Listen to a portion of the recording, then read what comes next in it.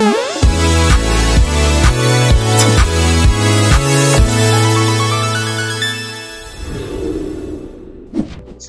pagi Bu Heni, Bu Erna, dan Bapak Sugi. Selamat pagi juga Dr. Hewan Ike Sumawati sebagai pembawa materi pada presentasi pagi hari ini. Selamat pagi juga Bapak Ibu semua yang sudah hadir meluangkan waktu. Puji syukur juga tidak lupa kita panjatkan kepada Tuhan Yang Maha Esa. Karena dengan rahmat-Nya lah kita bisa berkumpul di sini pada pagi hari ini dengan keadaan yang baik. Langsung saja saya berikan waktu dan kesempatannya kepada Ibu Ike untuk mempresentasikan materi yang kali ini akan dibawakan adalah tentang imunosupresif. Silakan Ibu Ike. Selamat pagi Bapak Ibu, selamat pagi dan terima kasih untuk waktu yang sudah diberikan kepada saya. Pada pagi hari ini saya akan mempresentasikan dengan judul imunosupresif. Yang di sini imunosupresifnya saya lebih mengarah ditujukan untuk ayam layer.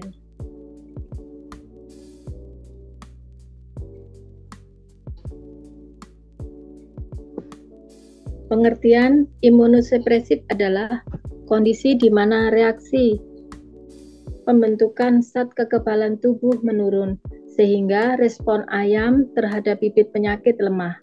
Adanya penurunan jumlah antibodi dalam tubuh, maka beberapa penyakit akan lebih mudah masuk dalam tubuh ayam, dan terjadilah infeksi yang mengakibatkan gangguan pertumbuhan pada ayam dan gangguan produksi pada ayam yang sudah produksi.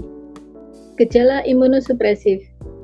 Hal-hal yang perlu diperhatikan untuk mengendalikan gejala imunosupresif adalah dengan cara menganalisa situasi di kandang dengan melihat manajemen kandang dan melakukan biosecurity dengan tertib. Meskipun sulit mengetahui gejala imunosupresif, tapi dapat diamati dari 1.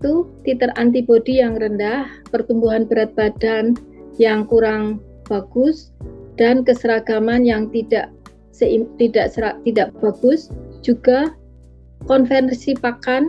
Gejala lain pada organ bursa Fabricius terjadi atrofi.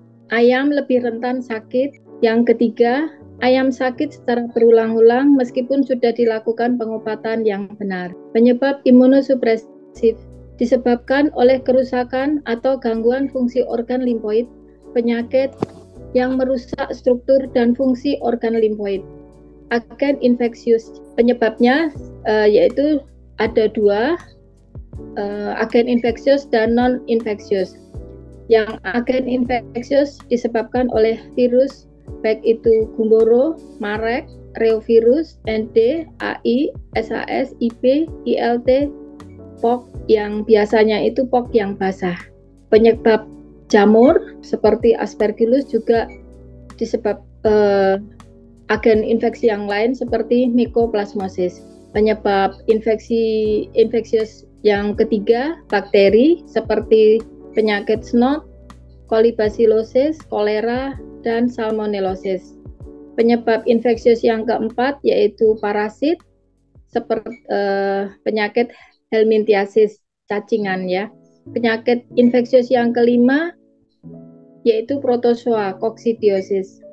Agen non-infeksius yang juga bisa menyebabkan imunosupresif seperti faktor stres karena perubahan cuaca, manajemen yang kurang bagus, juga nutrisi pakan yang kurang. Untuk melakukan pencegahan imunosupresif yang perlu dilakukan adalah dengan kita memperhatikan kondisi kandang itu dibuat senyaman mungkin, terus dilakukan biosecurity yang ketat, memperbaiki manajemen kandang dan manajemen baik itu pemeliharaan dan peningkatan pertahanan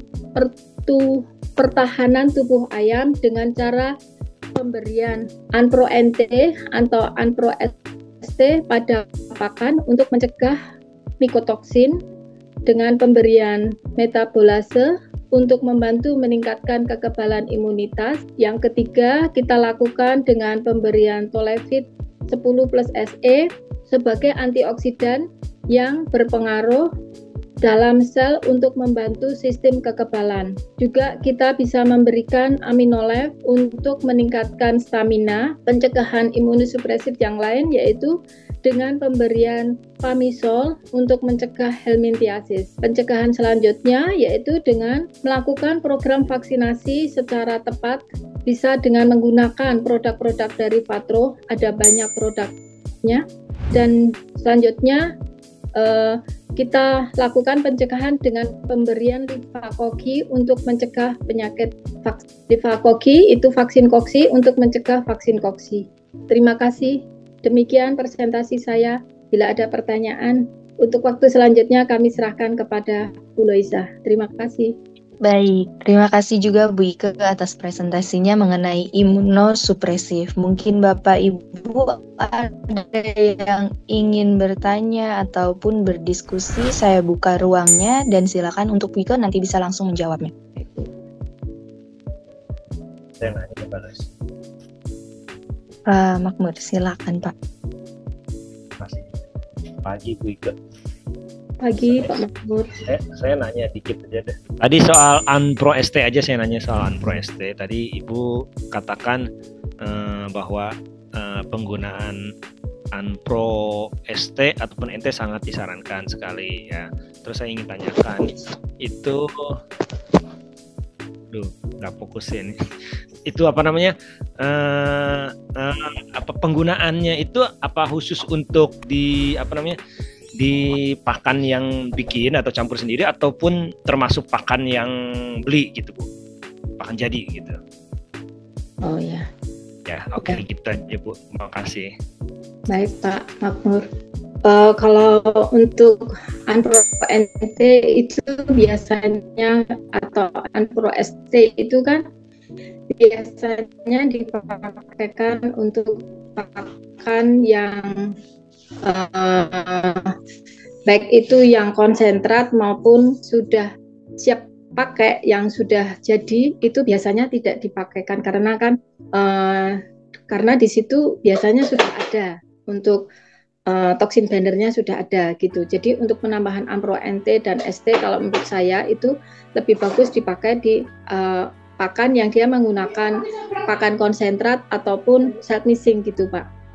Oh, kalau untuk yang itu nggak disarankan ya, kalau untuk yang ya, jadi. Oke. Ya betul, karena sudah ada Pak biasanya. Oke. Ya. Makasih Pak. Baik, terima kasih Pak Makmur atas pertanyaannya. Mungkin Bapak Ibu yang lain ada yang ingin bertanya tentang produknya juga boleh, mungkin cara pemakaian, dosis, ataupun cara penyimpanan dan lain-lainnya. Mungkin saya Bu Lois mau bertanya. Silakan Pak Rizal. Oke, sebelumnya perkenalkan saya dari Sumatera. Membahas terkait imunosupresan memang banyak pertanyaan sih, saya memang bingung cara mengutarakannya. Jadi pertanyaan saya adalah sepengetahuan saya pernah baca-baca imunosupresan ini kan kalau di lapang para technical support di lapangan lalu mau supaya dicegah karena apa? Imunosupresan ini kan nyerang adalah organ limfoid, organ kekebalan yang efeknya ketika organ itu terkena imunosupresan adalah kemampuan organ limfoid dalam membentuk titer antibodi ini kan akan terhambat. Jadi pertanyaan saya mungkin adalah kira-kira ketika organ limfoid ini sudah terkena imunosupresan itu bisa diperbaiki nggak sih? Bisa dipulihkan kembali nggak sih untuk kinerja dari organ limfoid tersebut dalam membentuk titer antibodi secara maksimal? Mungkin itu Ibu Ike yang saya tanyakan, karena di lapang itu selalu diomonginnya adalah mencegah karena kalau sudah kena susah ngobati. Mungkin itu yang saya tanya. Terima kasih. Ya, baik. Terima kasih Pak Rizal pertanyaannya. Wah, pertanyaannya sangat sangat bagus nih. Saya kalau gini Pak Rizal, menurut saya sistem kekebalan tubuh kita itu ada 3 ya. Jadi ada kalau limfoid itu kan dia termasuk sel B ya Pak ya. Jadi yang dibentuk dari sumsum tulang. Nah, sel B itu kan ada 3. Jadi ada bursa, limfa, dan timus. Nah, sedangkan limfoid itu kan yang itu kan yang ininya ada 2 yaitu bursa sama limfa itu. Kalau timus dia kan berbeda karena dia kan menghasilkan sel T, dia kan respon imunnya dia seluler. Kalau limfa itu kan respon imunnya yang humoral. Humoral itu kan berarti di luar inti sel ya Pak, di luar inti ya. Jadi kalau menurut saya kalau limfoidnya itu diserang dan akhirnya rusak, itu kalau rusak itu kan gini. Jadi tergantung dari kalau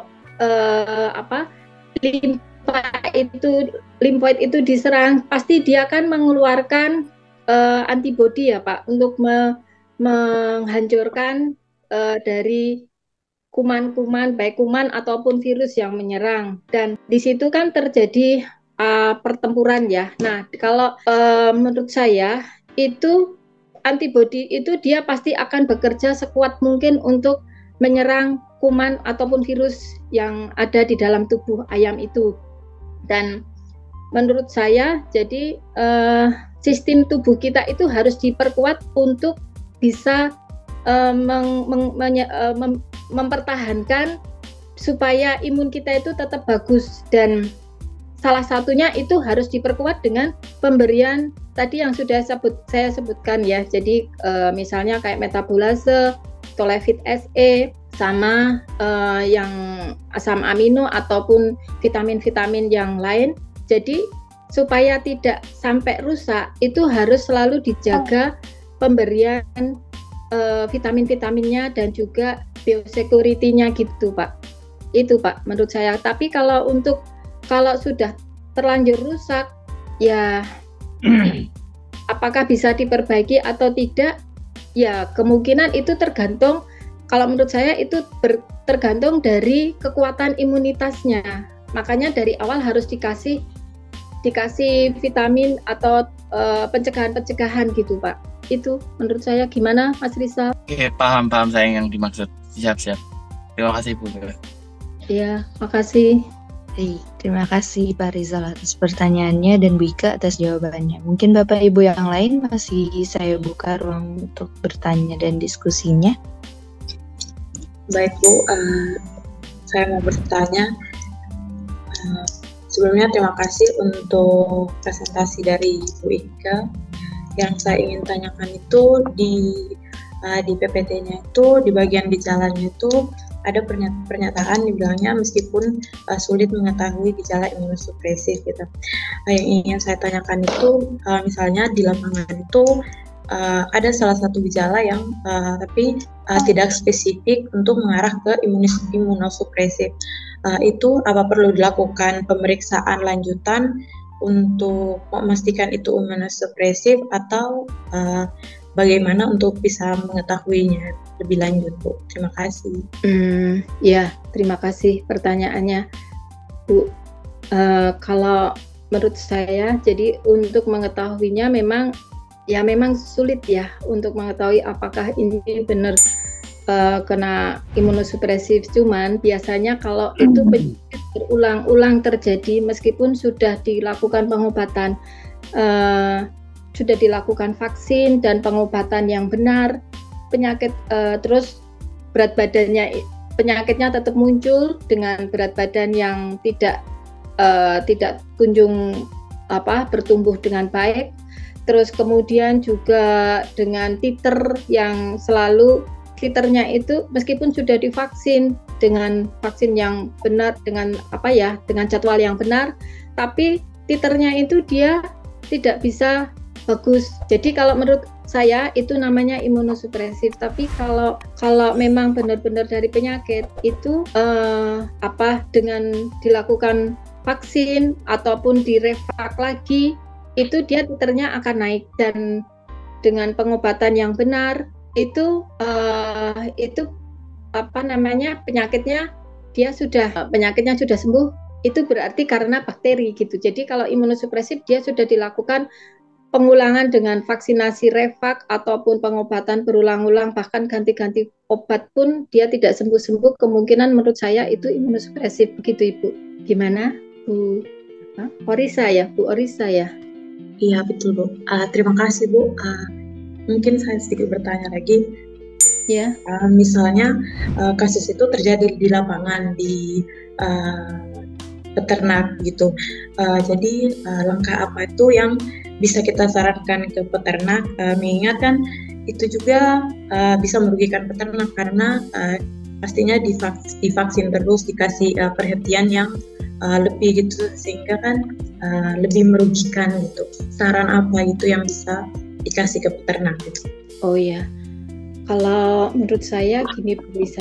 Jadi sarannya supaya peternak ayam itu tidak terkena imunosupresif itu dilakukan dengan pertama kan manajemen penanganan ayam yang benar, terus dilakukan biosecurity-nya itu yang rutin, pemberian vitamin suplemen vitamin, terus pakannya ya cukup. Jadi dengan cara begitu, dengan pemberian vaksinasi, jadwal vaksinasi yang benar, terus jadi misalnya ada jadwal cacing itu harus dilakukan. Kalau menurut saya itu nanti ayamnya kemungkinan besar untuk kena imunosupresif sangat kecil karena sudah rutin dilakukan jadi dia dikasih suplemen dari dalam dan dari luar, juga dilakukan penanganan yang benar, akan membantu ayam itu akan sehat gitu Ibu. Bagaimana Risa? Orisa ya. Baik Bu, terima kasih Bu. Ya, terima kasih. Bu Oriza sudah cukup atas jawabannya. Baik, terima kasih atas pertanyaannya dan Bu Ika atas jawabannya. Mungkin ada lagi, satu lagi Bapak Ibu. Saya Bu Risa. Baik, silakan Pak Rahmanto. Terima kasih atas waktunya. Saya Rahmanto dari Sukabumi ya, Bu Ika. Saya nggak bertanya, ya mungkin hanya pendapat saya bahwa sebenarnya bukannya sulit untuk menemukan penyakit imunosupresif ini. Karena dari segi tadi yang Ibu jelaskan, sebenarnya imunosupresif itu menghantui ayam. Jadi begitu ayam sakit otomatis imunosupresif. Jadi menurut saya memang harus dibuatkan program vaksinasi, program biosecurity, itu aja sih Bu. Jadi bukannya sulit, saya karena kan imunosupresif itu bukan suatu nama penyakit ya. Jadi setiap penyakit yang masuk otomatis akan mengalami imunosupresif dan itu harus segera disembuhkan. Jadi mungkin itu saja Bu yang saya bisa sampaikan. Terima kasih. Gimana Bu? Baik Pak Rahmanto, terima kasih sekali masukannya. Ya, betul Pak. Baik, terima kasih Pak Rahmanto atas diskusinya, tambahannya. Mungkin saya tutup untuk ruang bertanyanya dan diskusinya. Terima kasih semua Bapak Ibunya, dan jawabannya mungkin nanti bisa kita jadikan catatan untuk kedepannya. Ibu Ika, saya persilakan untuk memberikan kesimpulannya. Baik Bu, kesimpulan saya untuk ayam itu tetap sehat, jadi tidak sampai terjadi imunosupresif. Lebih bagus kita lakukan pencegahan supaya ayamnya nanti berproduksi sehat dan berproduksi telur yang bagus, dengan cara kita lakukan manajemen baik itu pemeliharaan kandang, pemeliharaan ayam, dan juga kita lakukan jadwal biosecurity secara teratur, juga pemberian vitamin, baik itu Tolefit SE, asam amino, metabolase, pamisol kita lakukan dengan jadwal yang teratur, dan juga kita lakukan kita jadwalkan vaksinasi dengan tepat dan benar. Pasti ayam itu akan terhindar dari biosecurity. Demikian kesimpulan saya, Bu. Terima kasih, Bu Leisa. Baik, terima kasih juga Bu Ika dan Bapak Ibu semua yang sudah hadir.